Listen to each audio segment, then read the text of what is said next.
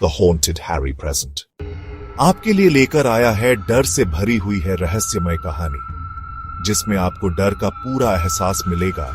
तो अपने कानों में हेडफोन लगा लीजिए और कमरे की लाइट बंद करके आराम से लेटकर मेरी इस कहानी को महसूस कीजिए। एक सच्ची कहानी, मेरी जुबानी। जब मैं 12 साल का था तो कुछ ऐसा हुआ जिसे मैं आज भी सोचूं तो रूह कांप जाती है। 10 साल की उम्र में मैं अपने पापा के पास रहने आ गया था।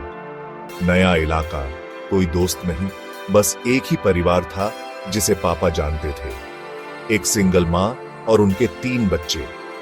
उन्हीं में से एक लड़की मुझसे थोड़ी बड़ी थी।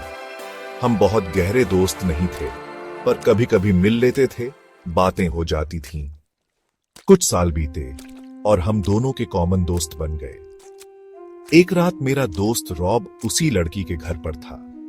उस दिन उनकी मां काम पर थी और घर में बस वो लड़की, उसका छोटा भाई और रॉब ही थे। रात के वक्त दरवाजे पर दस्तक हुई। लड़की को लगा कि उसकी मां आई है, क्योंकि उनकी दस्तक एक खास तरीके की होती थी। उसने बिना देखे दरवाजा खोल दिया।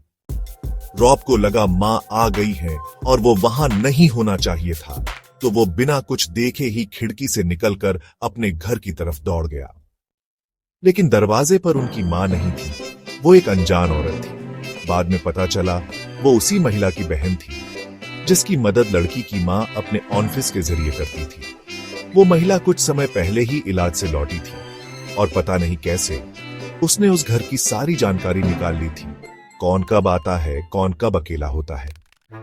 उस रात जो हुआ उसके बारे में मैं ज्यादा नहीं जानता, और शायद अच्छा ही है कि नहीं जानता। बस इतना पता है कि लड़की का छोटा भाई किसी तरह बाहर भागा और पड़ोसियों को बुलाया। पुलिस आई, लेकिन जो उन्होंने देखा वो किसी का भी दिल दहला सकता है। लड़की अब इस दुनिया में नहीं थी। कुछ चीजें इस हद तक डरावनी होती हैं कि उनका नाम लेना भी मन को विचलित कर देता है।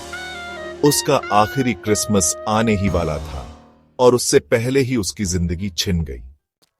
मुझे उसके अंतिम संस्कार में जाने की इजाजत नहीं मिली, पर आज भी वो चेहरा, उसकी हंसी और वो आखिरी दरवाजा मेरी नींदों में दस्तक देता है।